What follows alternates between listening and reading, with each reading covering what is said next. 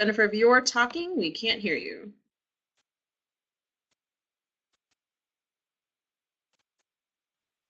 Jennifer, do we have you now? There we go. You can hear me?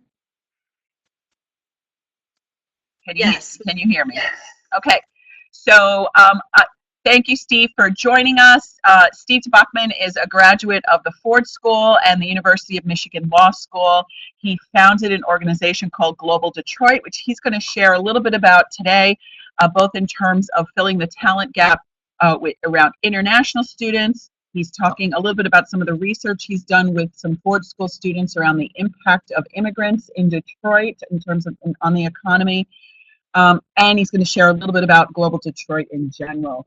So Steve is someone who has dedicated his career to Detroit and to the state of Michigan. He served in the Michigan House of Representatives, including being the majority floor leader for a while, and has also been a real advocate for bringing other people into the legislature, encouraging Ford School students, in fact, to run for office. So Steve, with that, I'm going to turn it over to you. And thanks again for sharing all of the interesting stuff you're doing in Detroit.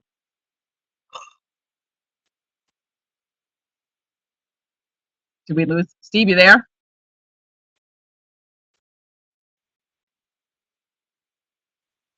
Thinks he's live.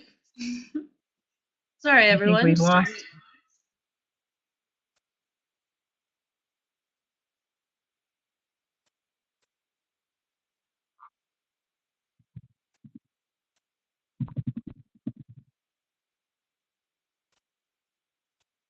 Sorry, folks, just a minor technical hiccup.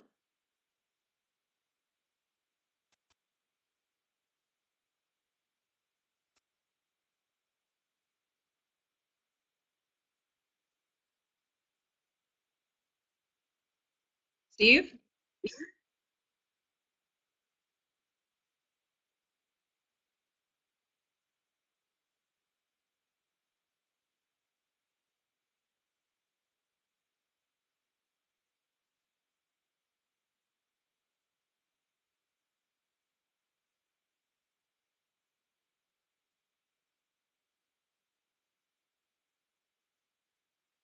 Everyone, will continue the presentation in just a second. Steve, is that you?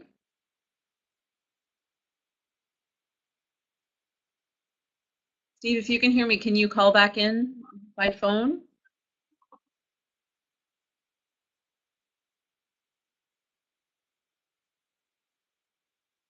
Carmen, do I need to do something different?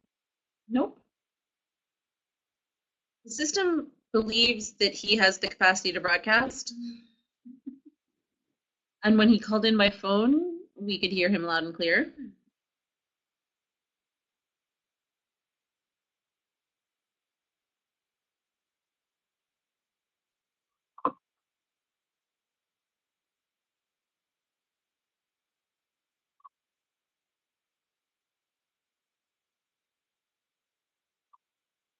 He got kicked off.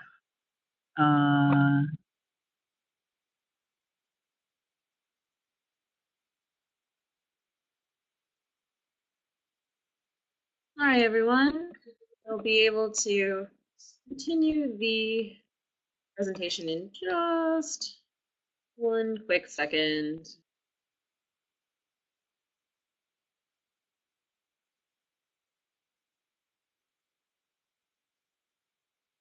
Hope you're all having a lovely Friday afternoon.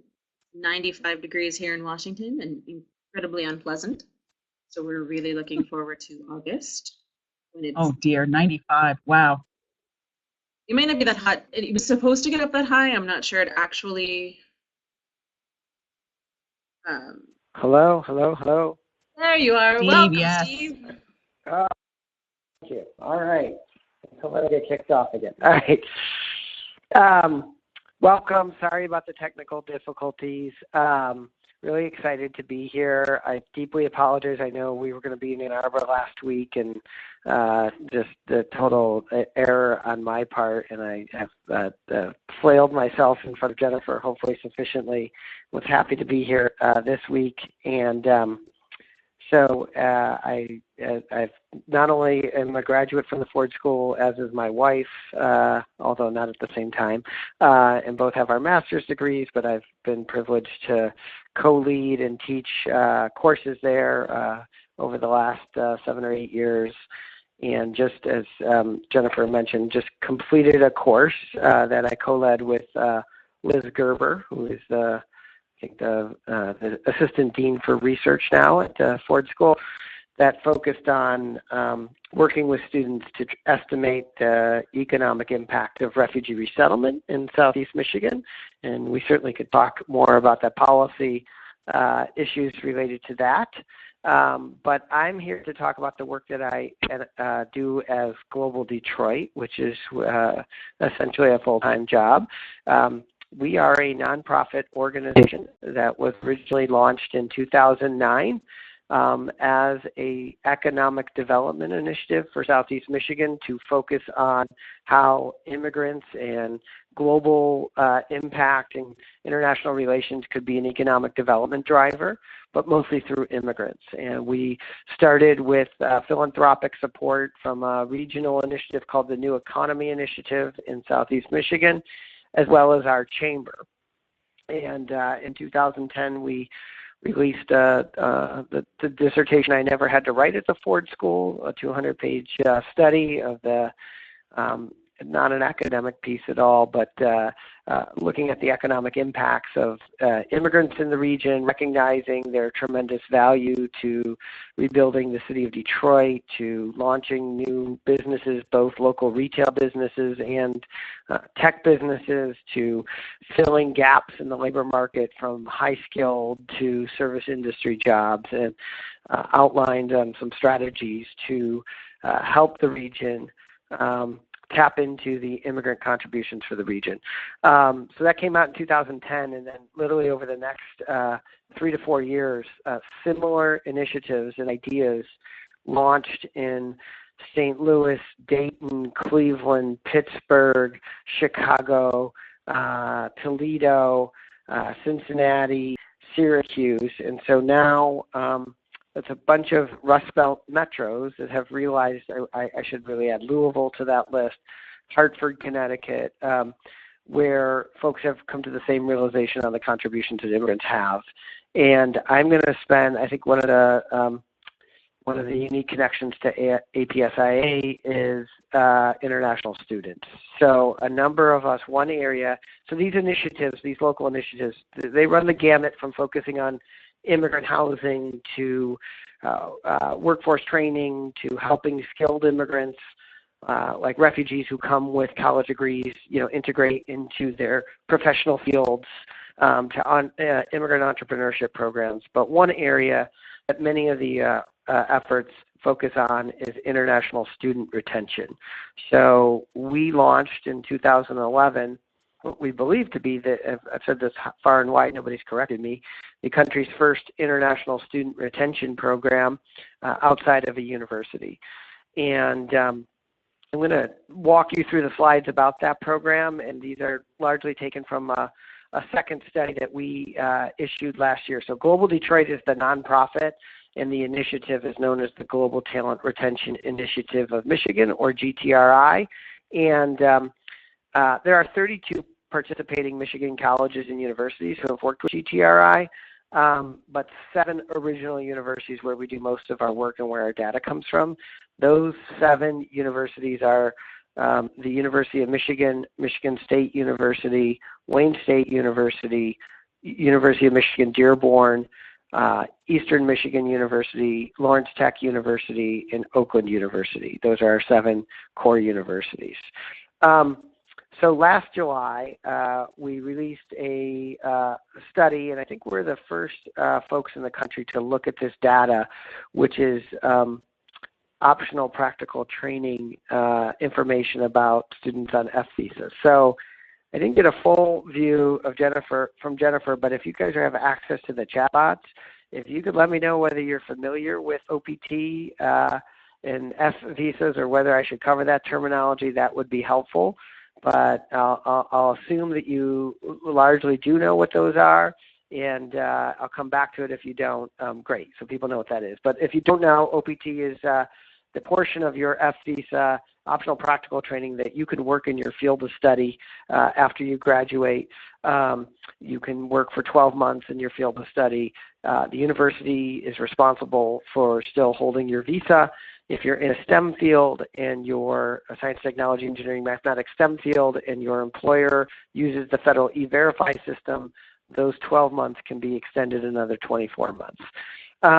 So what we found is that in working with these 7 universities is that while all of them obviously kept OPT data about the students who attended them, nobody really ever analyzed that data from the standpoint of like economic development or what are they contributing to the workforce in their communities. Most folks just thought of it as simply something they needed to track for when the federal government asked them about international students or somebody asked them a question about John Doe who had gone to their school. So we were successful in, and to be honest, the first director of this program, a woman named Athena Trenton, who had worked at University of Michigan prior to running GTRI, was her insight to realize that we could get a lot of really good information. So the schools redact the names from the data, but they are giving us the OPT data on all of their existing F visas. So we're getting we're getting it twice a year, and we have been getting that for 5 years. And I say that because if somebody wants to do some data research, I'm sure we'd be willing to talk about what that might look like. It's a data set that I don't think anybody else in the country has, and so just put that in the back of your pockets, and you can contact me later if you want to do that. So we decided that we wanted to look at this data to see, how is Michigan doing? How are we retaining students? What kinds of students are being retained? Where are they working? What cities are they working in? What degrees do they have? And analyzing those things. And so we released our second set of data last year, and we're hoping to come out with an update this year. You can find this, to be honest, there's both a Global Detroit website and a GTRI website, globaldetroit.com and migtri.org. I think these are probably at the end of the slide, hopefully, maybe not. This is in that 50-page study, there's lots of great information that you can steal that we've customized for policymakers, for foundations, for economic development agencies, chambers of commerce, corporate employers. And if your job is simply even just to place international students who are studying public policy with local employers, I think there might be some information in here that you might want to look at. So international students are really important. First of all, they have tremendous economic impact while they're at the university. Many of them pay higher tuition rates. They also obviously expend, they consume housing and food and other things while they're there. They play a predominant role in contributing to the innovation, research, and commercialization of university research. And then after they graduate, our big push here has been to highlight to U.S. companies that they're available to fill unmet talent needs, and that not only can they help you get a skill set that you might need, and we'll get into why they're so important, but hard to fill STEM positions, but they also can have other value to your company. They can help build international relations that can lead to increased exports and trade, and in fact, they can help your regional economy because they're very entrepreneurial, and I'll get back to this, but international student retention is a pathway for the Detroit Chamber and other economic development agencies in Michigan that have been convinced by us to do international student retention.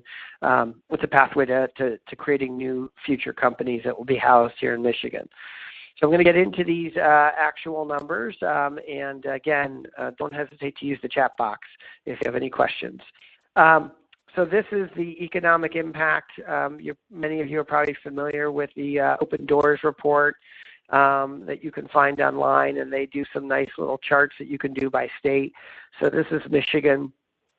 We are now over 32,000 international students that were in the fall 2014 semester, and that they contribute, actually these numbers have even grown since this, no, these numbers are right. They contribute a little over $1 billion a year, and they support a little less than 15,000 jobs.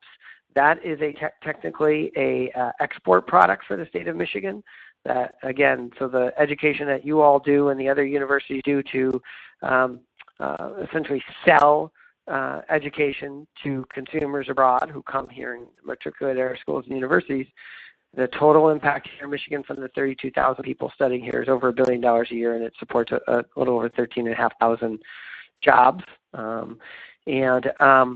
But here's some stats, and all of these are in that 50-page document, Filling the Talent Gap report that you can find at migtri.org. You can find the sources for all of these things. But foreign-born researchers at U.S. universities are part of the research teams applying for patents in more than 5 out of the 6 IT patents coming from universities, 8 of the 10 pharmaceutical drugs or drug compounds coming from universities, and 3 out of the 4 molecular biology. And we could go on by field, and these are replicated in other fields. This is overall patents, so you can see that at schools like the University of Michigan, which I think is the 4th here, 70 of the 95 patents that came out of U of M in 2011 had at least one foreign-born inventor. The UC system, which is the country's leader in patent application, 280 of the 369 from all the UC schools that had a patent in 2011 had a foreign-born inventor.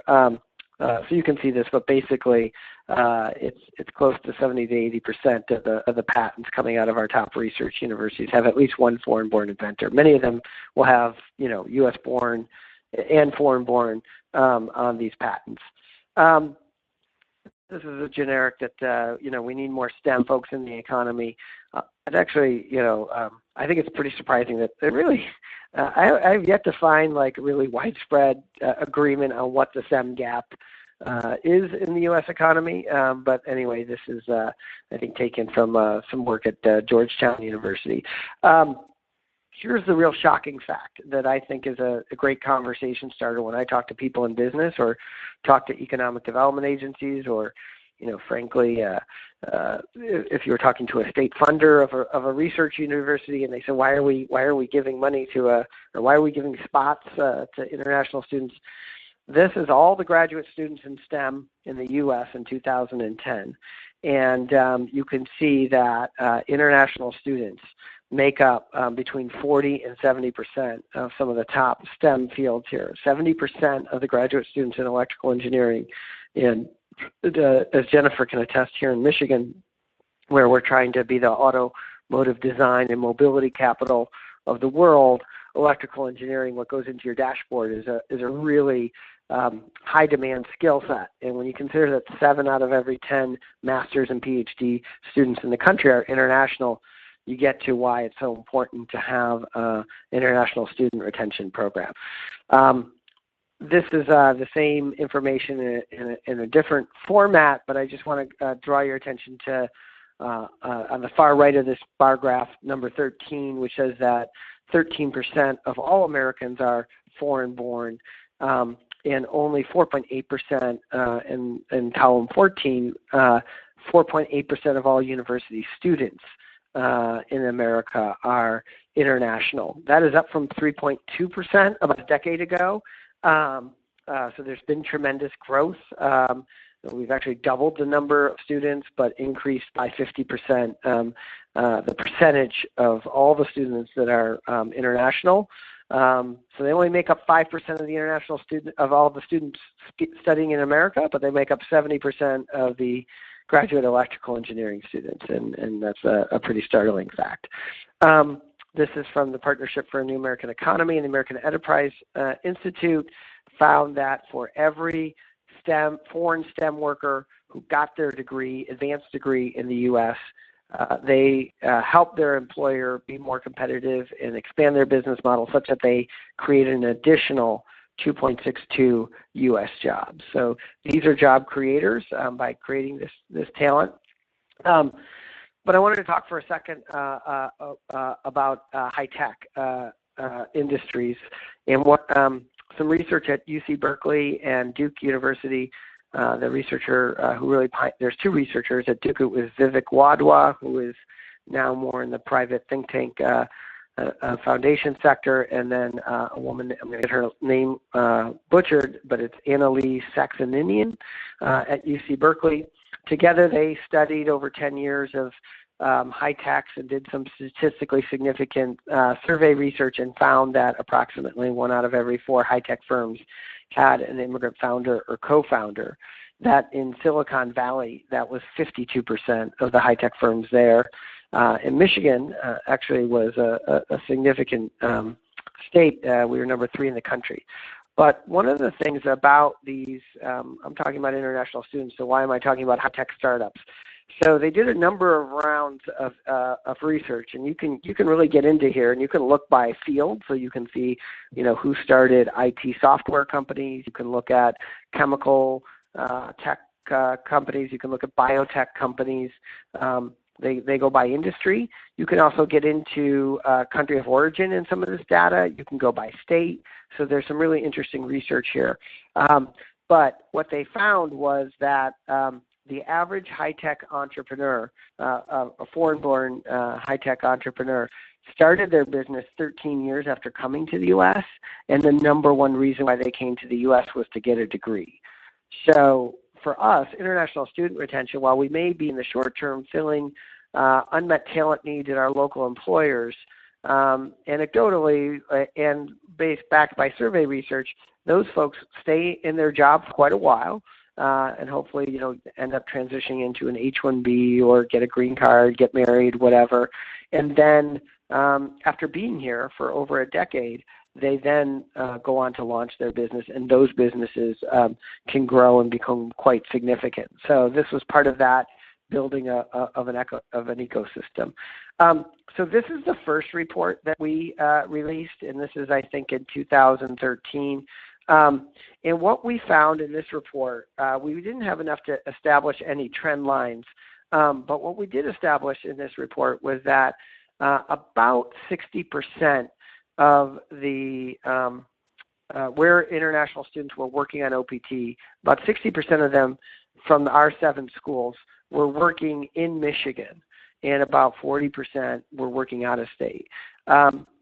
This is really significant. Our chamber has invested, we're a state that, and I may get this factoid wrong, but I believe we rank 50th in the country in the percentage of 25 to 34-year-old college educateds who have moved into the state from another state. We have a huge concern that we don't attract or retain young talent. And so we've commissioned studies to look at, of the in-state students, how many stay and track that, and we've invested in all kinds of intern in Michigan and other programs to get people who attend our great universities to stay here. So 58%, I think, of the international students that we studied, or the OPTs that we studied, were working in Michigan, and 42% were outside of Michigan, as I recall.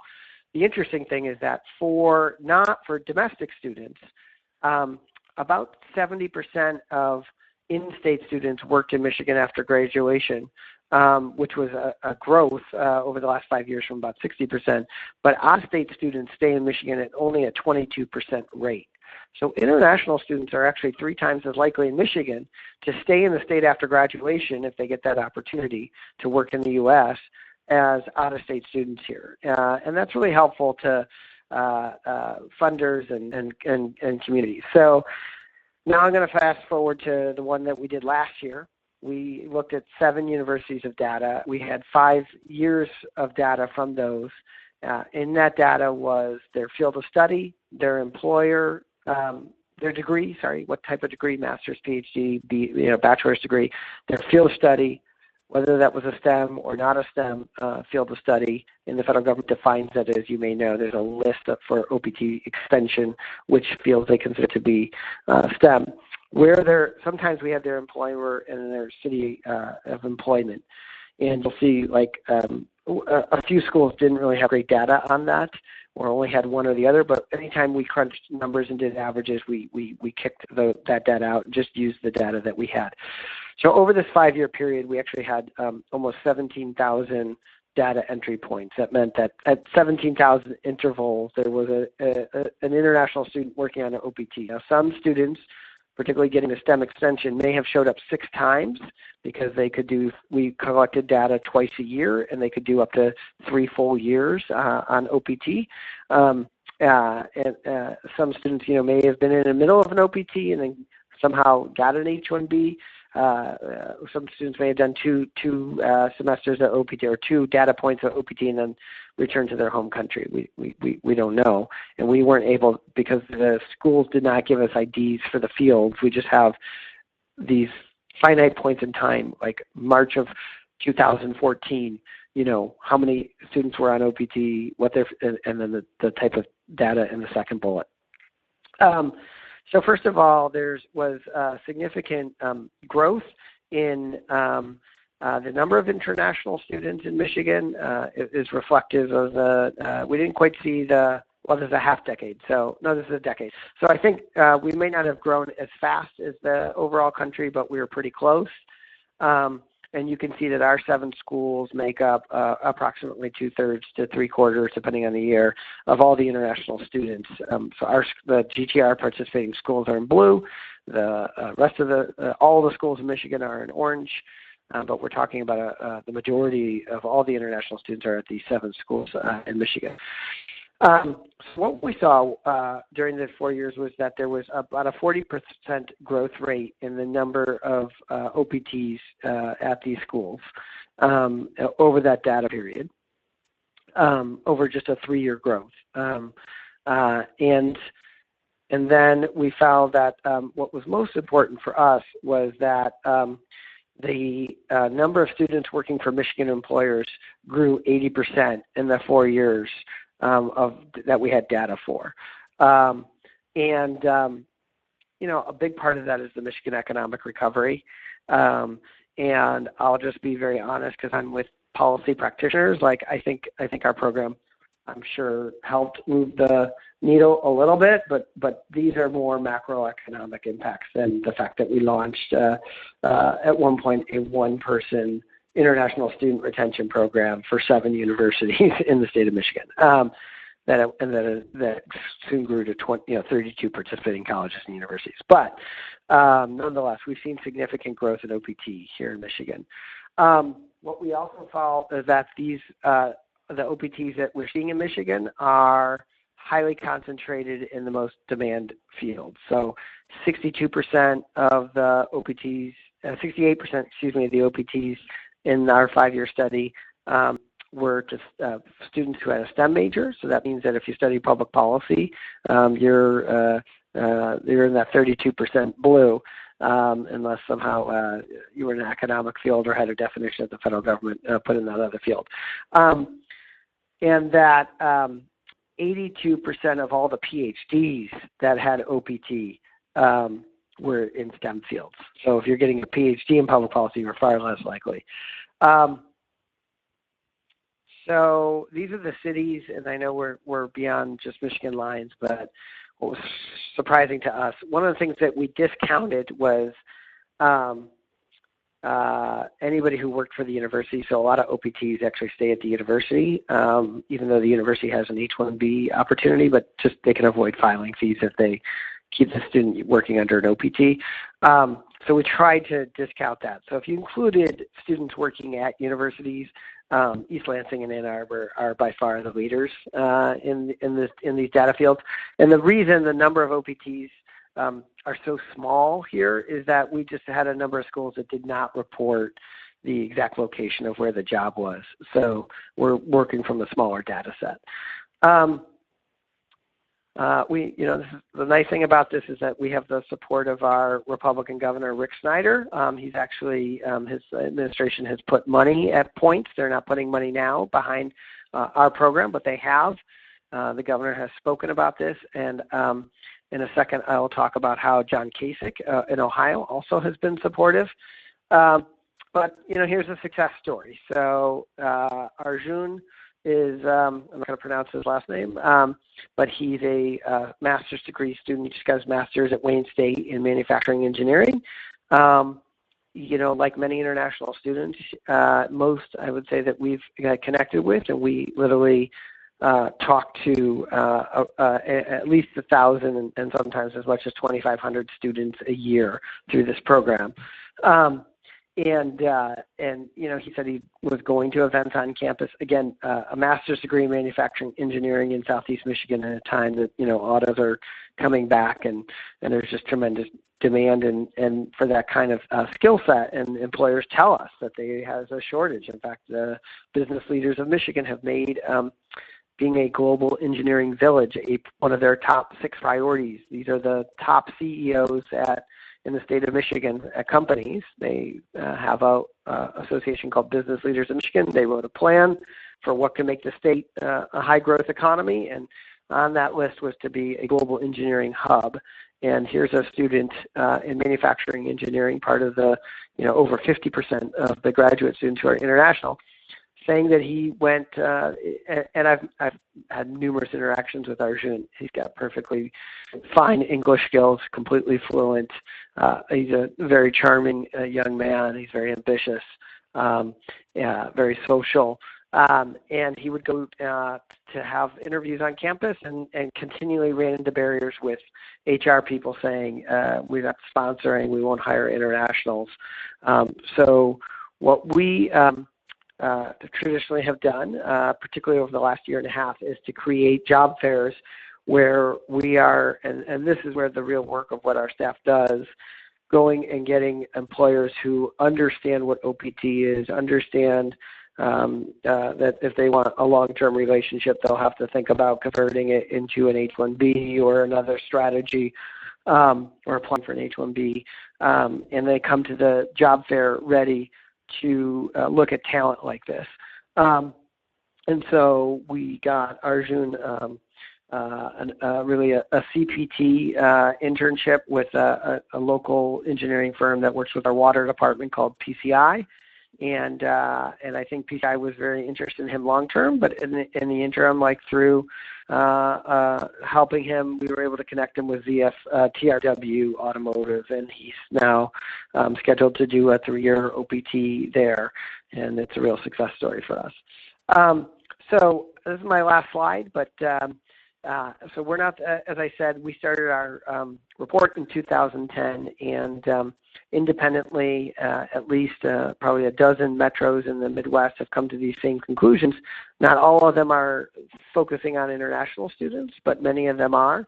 And so I mentioned Governor Kasich, and in the bottom right there is a study that the governor asked the chancellor at of the Ohio University schools to do, and they did a study documenting the same kind of research that international students in Ohio have over $1 billion of economic impact, that they, when they stay and fill unmet talent needs, they create tremendous jobs.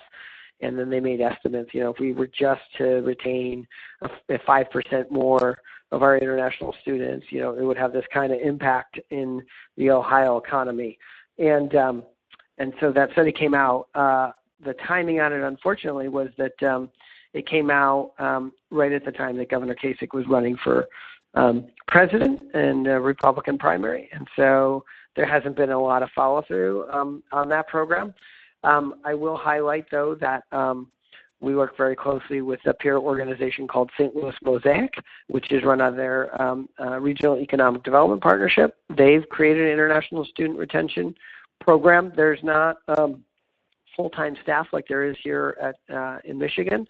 So instead, they convene, I think it's 5 local universities every quarter to talk about best practices in international student retention. They've worked with some of their business entities to, I think it's called the Regional Business Council, the RBC, which underwrites some 1-year-long internships at local businesses. And they've opened the doors and made something like 1/3 of those now are going to international students. And I certainly know, I've had conversations in Philadelphia and other locations that are thinking about how they can more effectively do international student retention. So with that completes what I wanted to talk about, but I'm more than happy to answer anything. And I see Jennifer asking, how can people get connected with GTRI? So our programs are open to international students anywhere. You don't need to be in Michigan. But we only visit 7 schools. But when we do a job fair, that is open to anybody who wants to come, and you don't even need to be an international student. But it is with employers who are largely focusing on international students, and mostly STEM. I just need to be clear that most of the employers are looking for engineers and IT professionals, that kind of thing. But there are other opportunities beyond the job fairs. So the biggest thing is that migtri.org is our website. So migtri.org. And you'll see when you get on that website, there's a place for students to log in, and they can fill out a profile, and then they get information about all the opportunities that are coming up. So we do 2 job fairs a year. We're on campus at those 7 universities for different things. One of the things we found that's really important is we do a tax seminar, and I know this isn't necessarily retention, but I'm sure if you're advising international students, you know that they're required to file U.S. taxes every year, that it is extremely complicated. How you complete your taxes is totally different depending on whether your home country is underwriting your education, whether you're paying all private education, whether you have some scholarship, whether all of that can change how you have to report to the IRS. So we do 2 or 3 tax preparation seminars, and those again are open to anyone. We tend to do those in February, and March as April 15th comes along. We do a variety of events on brown bags on campus that sometimes focus on interview skills, resume writing skills. The other thing I would say is the one thing that you can do that's a real easy lift. Let's just say you're outside of Michigan and you don't have any staff time, you don't have any resources. There's a wonderful book that I highly recommend for international students. The name of the book is the author's name. I'll write it on the chat right now. It's Dan Bowdry's, and it's called Power Ties. Beaudry. This is Dan Bowdry was an international student advisor, and then he was a HR person in corporate America, and he's written a book called Power Ties. It is I can explain the book probably in less than 60 seconds, and it's 100 pages repeating the same concept over and over again in multiple ways, which is just that HR people are risk mitigators. They try to make sure that companies, employers, and I know if you guys are dealing with public policy students, the person hiring at the city of Detroit or in the state of Michigan, at the Michigan Department of Transportation or whatever, or the budget office, that HR person wants to make sure that nobody gets sued, and they want to figure out the least costly way of getting the talent that they need. They are not focused on talent acquisition. This book suggests that you're going to need to find a strategy to get around that person and get to the person who wants your skills and build a relationship. So we highly recommend talking to international students the moment they get on campus, giving them this insight, and sort of saying, if you're thinking about staying, I know you signed something on your visa saying you're going home, but nonetheless, if you're thinking that you want to pursue the American dream, you want to work here afterwards on your OPT, you need to get out and build relationships with people who might want your services after you graduate. And you do that by often participating in professional societies, often by volunteering, by getting an internship, by going to lectures on campus when outsiders are presenting and making yourself known to those people. And the whole book is all about how to build those ties. So I'm not going to get into it, but I strongly recommend you do that. So the next question is, how is this stuff informing federal policy? I would say largely it's not. In fact, there have been leaked memos from the Trump administration, not clear if they'll be true or not, that suggested that we're really going to end OPT as we know it, that it would be reduced to, I think, 6 months or 12 months, that anyone using OPT would need to return to their home country before they could ever matriculate in the U.S. workforce, so they couldn't go from an OPT to an H-1B. In fact, it would essentially make an OPT, so it certainly would end it as a talent strategy for employers looking to fulfill unmet talent needs, but it certainly would also make it unattractive to students who really want to stay long-term in the United States. It would mean that really if you can't get into a more permanent situation out of the university, like you're even hurting your chances to get an H-1B by doing an OPT. And so hopefully that does not see the light of day. And I think that, thus far I work on a lot of things around immigration. There are other, I think, job-killing, economy-killing immigration measures that have been leaked as memos from the Trump administration. And while obviously we've seen some what I would call extreme actions like the travel ban and some of the detention efforts around H-1Bs and OPTs thus far, it has been a more moderate effort, and certainly the President's State of the Union address suggested that maybe there would be some kind of immigration reform that would be positive, and that job creation, skilled immigrants would be treated very kindly. I have moral concerns about that, but nonetheless, certainly some of the work that we do would be caught in a positive way if that happened, but I'm not holding my breath. I think it's really, really, really unknown. Next, I'm going to go to Mike Cochran's question before coming back to Jennifer's question. You mentioned that initiatives similar to GTR are concentrated in the Midwest region. Why do you think that is, and have you noticed a trend in other regions? I think there is some interest in other regions. I think that the Midwest is leading in a lot of what I call immigrant economic development and immigrant integration, in part because our economies are more desperate, they're harder hit, and they're therefore looking at more innovative strategies to grow the economy. I spent a couple weeks in California last August, and had a number of conversations about the work we were doing here in Michigan, and it just was like a non-starter. Immigration there is really much a social justice topic focused on immigrants who are really struggling, those with the lowest kind of education rates, literacy rates, and who face the most distress, and that's what immigration work is really focused on. And as a result, there really isn't this kind of like skilled immigrant integration effort, and in part there aren't as many people doing economic development in Silicon Valley as there are in a metro like Detroit or Chicago or Cleveland or anything like that. So that would be one reason. And then the second thing is that I think the same thing is true around talent initiatives. You'll see that Cleveland and Detroit and Buffalo are more, have put on the public policy list that we have to attract college-educated talent, whereas Boston and New York City, Los Angeles, they don't have to think about that as much.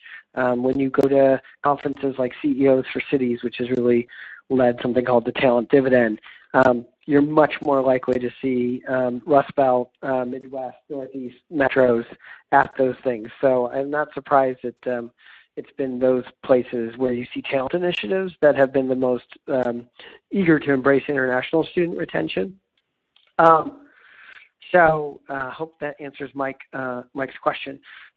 Jennifer asked about how do we help non-STEM international students. Yeah, that's a great question, but I think the Power Ties book is the answer. That many students, there are strategies built in that book that I think we don't often communicate to our international students.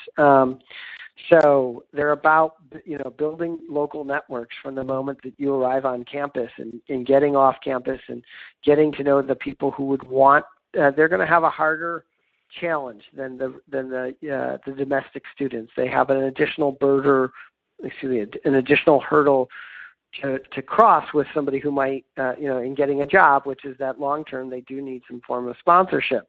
I also think schools could do a better job of informing they could do a better job of informing. Okay.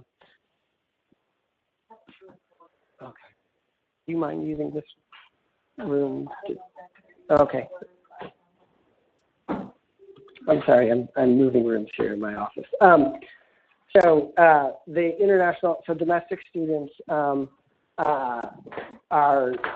have that hurdle of sponsorship, and as a result, so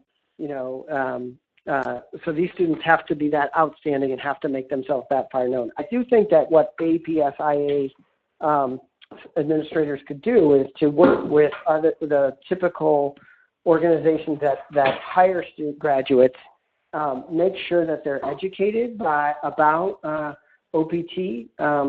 The best way to do that, by the way, is peer-to-peer. You can certainly talk to them. Hopefully I'm still on. Can you hear me? I got kicked off. So if I can't hear me, hopefully. Okay, great. Jennifer says you can go hit me. Thanks. Sorry about that. Can you hear me? Hello? Okay. Sorry, I was getting echo from. There's now a way to turn off my speaker. I can certainly reduce the volume. Okay. Right. Okay. I'm sorry about all the technical issues here.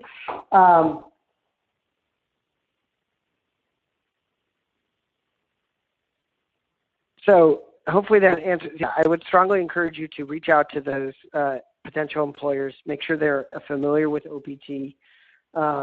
There might be, it just probably requires a lot more hand-holding and effort and connection to overcome these barriers, the myths about, international students requiring sponsorship and making people aware. And frankly, as somebody who's worked in at least legislative branch of government, we have very limited budgets. And so sometimes knowing that you don't have to make a long-term commitment, and that you may have somebody just for a year, it can be attractive for the right employer. We've also found is that, and I can just say this from having, some international students in the classes I've taught at the Ford School, as well as attending the Ford School with a lot of international students. What we do at GTRI is we do some of the soft skills, it's important. Obviously, most of your students are fluent in English, or they wouldn't be studying at your schools. They've passed the TOEFL. But resume writing, making sure that it's a resume that fits our culture, which means that you typically don't have a picture on it. You don't identify your religion and marital status. That it's written in more of the I. Perspective, meaning like when I worked at this place, I did this, I did that, as opposed to a lot of the Asian culture is more of a we focused. So you would say that, I work for this organization, but we as an organization accomplish these things. In the U.S., we're a lot more focused on what you did in the job. And then while I said English skills are usually perfectly fine among international students, culturally, just the whole getting to practice of how we shake hands, how we look each other in the eye, particularly in a job interview, and then we've often even set up some mock interviews for folks to attend and practice their interviewing skills and get critiqued. Because explaining, it's a tougher road to hoe, and so that every little advantage is going to help. And those are some easy things to do. But the number one thing I think to do is to help them build ties into the community so that they make themselves known by a prospective employer, and that employer then, when they're graduating, knows them and wants them, and then also. Helping those folks who are already around your schools, who are already asking about talent, and making sure that they're aware of OPT and how it works. So I think that's all the questions I see. You can find me. I'll put in this chat. I'll put my email and the websites, so that I apologize I didn't put them in my slides. Is there anything else that I can provide while we're together? Oh, I should say one thing. So I mentioned Global Detroit. I'm sorry, I just sent the wrong Global Detroit website. But I mentioned Global Detroit, which is where I work. We've been working with the other initiatives across the Rust Belt.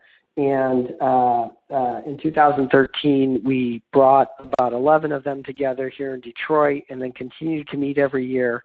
And we're going on our 5th year of meeting.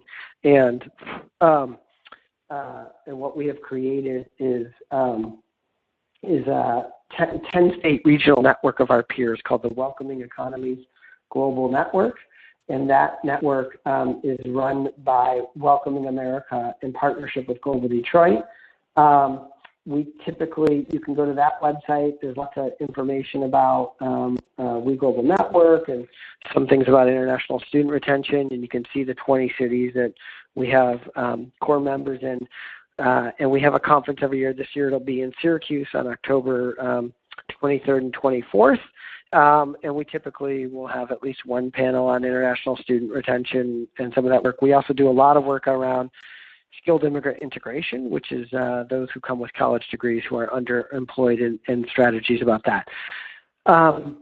Jennifer asked, the 2 questions I see is intern in Michigan. So that was a program created, I want to say, almost 10 years ago by the MEDC. It was a one portal website where Michigan students could upload their resumes, and employers could search those resumes by skills to connect with all college and university students in Michigan.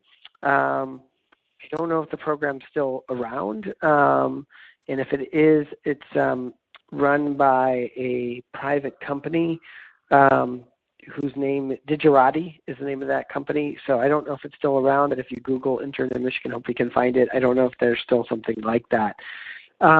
Last thing is, I had said something about universities using OPTs and avoiding filing fees. So just to reiterate, when we looked at the OPTs, there are high numbers of OPTs employed by the universities themselves.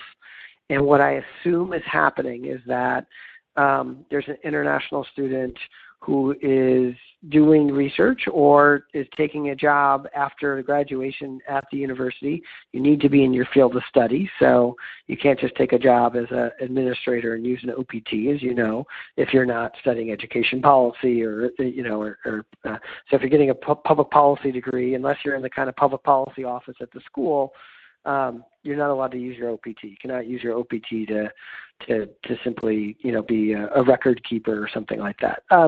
But nonetheless, when I see all these OPTs at these universities, I assume the students are probably doing research in their field, continuing research, and become an employee of the university, and gotten their degree, so they're no longer, their FVISA would start to toll, except for the fact that they're going to use their optional practical training portion of their degree to continue with the university. As you may know, universities have unlimited H-1B. They're cap exempt. They can apply for an H-1B for an employee at any point. They're not limited to that April window. But it costs money. You have to have a lawyer prepare it. You have to post the job. You have to certify the wage. Typically, we say it costs between $5,000 to $7,500 to get an H-1B in the private sector, and then in the private sector where you're not where you are subject to the cap, you actually have about a 1 in 3 chance of getting through the lottery. You get your filing fee back, but you don't get those legal fees and the labor certification pieces that you've spent money on. So I do think that there are a number of international students who end up working with their universities after they graduate under the OPT. And if a university wanted to continue to hire somebody, a graduate, let's say a student finished their master's in public policy and they were teaching, and the university wanted them to continue to teach for a full-time job, they would have 2 pathways to legally employing that person.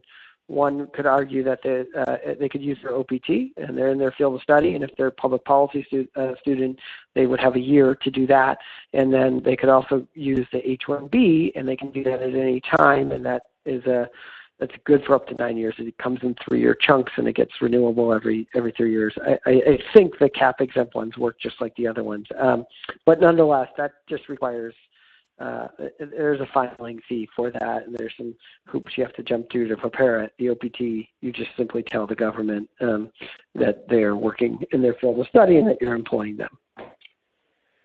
So I think I got all the questions. We have 3 minutes to go. Nobody hung up as far as I can tell. No, it was too interesting. Thank you very much, Steve. This has been great. Any last questions before we let Steve get back to the rest of his day? Well, seeing none, thank you so much to Steve. Thank you to Jennifer and her team for coordinating this webinar to continue our great conversation from last week. We'll have the recording up and able to share with you all. And Steve is very generous in sharing his information, so hopefully you all can connect sometime soon if you are able to support his work in international students. And Steve, from the APSIA office, I can say if you all need connections or ways into other great folks and sources of talent, I'm sure our schools would be happy to help as best they can. Great. Thanks a lot. All right. Have a great rest of your day, everyone. Okay. Bye. Bye. Thank you.